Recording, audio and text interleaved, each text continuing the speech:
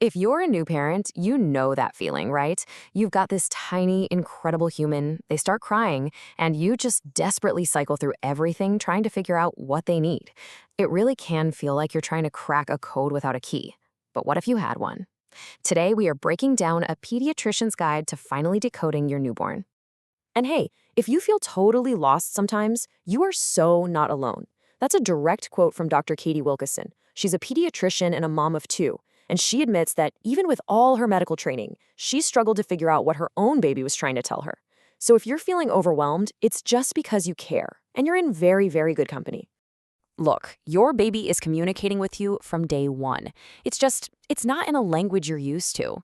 So think of this as your first lesson in translation. It's a crash course in the language of newborn. Let's get you fluent. So our first tool for decoding your baby, it might not be what you think. It isn't about interpreting cries or some mystical facial expression. It's actually much, much simpler than that. It's about paying attention to time. Because in the sleepy, blurry haze of those first few weeks, the clock can be your most reliable friend.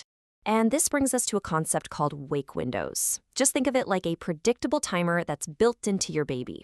For most newborns, after they've been awake for about an hour, and sometimes it's as little as 30 minutes, maybe up to 90, their tiny brains and bodies are just ready for sleep again. So if you watch the clock, you can anticipate their need for a nap before they even get fussy. Okay, and this right here, this is a super common point of confusion that trips up so many new parents. Notice the difference. A wake window starts the second they wake up, but a feeding window starts from the beginning of one feeding to the beginning of the next. That's a really key distinction. So if your baby is getting fussy less than 2 hours after a feed began, Dr. Wilcoxon says it's way more likely that they're tired, not hungry. All right, so once you've got your eye on the clock, you can move to our second tool, watching the baby. This is all about spotting the physical signals. See, crying, that's a late-stage signal. The real goal here is to catch all those subtle little cues your baby sends before they have to resort to a full-blown cry. These are the early signs of hunger, and it's pretty much all about the mouth. You might see them smacking their lips, chewing on their little fist, or doing that classic rooting reflex, where they turn their head from side to side, looking for something to latch onto. If you spot these, it means you can start a feeding while they're still nice and calm. And on the flip side, here are the signs that your baby's wake window is slamming shut. That 1,000-yard stare into nothing, the little eye rubs, the yawns, these are all clues that your baby is getting tired. Catching these is the secret to avoiding that dreaded overtired phase, where a baby gets so exhausted they actually fight falling asleep. So we've talked about tools for decoding your baby, but this next part is maybe the most important. It's about decoding yourself. Because the single most important rule in this whole process, it has very little to do with the baby and everything to do with you. This is maybe the most powerful piece of advice for any parent who's feeling their stress levels rise right along with their baby's cries. Your baby is incredibly tuned in to your emotional state.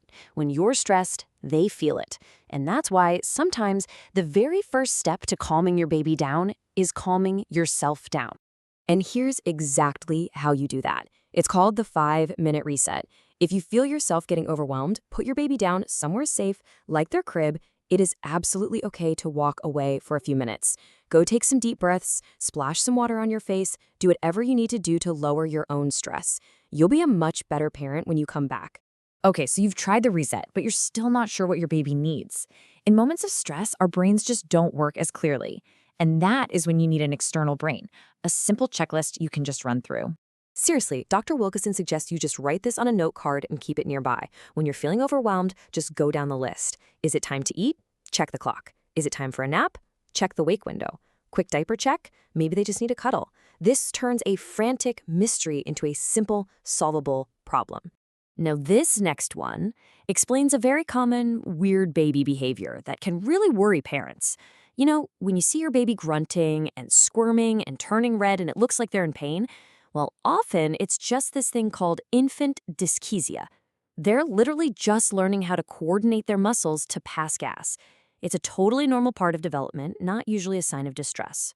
So far, we've mostly focused on reacting to cues, but you can also be proactive and build routines that teach your baby what to expect. This is all about creating a shared language of rituals and connection that's going to serve you for years to come. A fantastic, simple framework for a bedtime routine is the 4 Bs: bath, book, bottle or breast, and then bed. Having a consistent sequence just like this starts to cue your baby's brain that sleep is coming.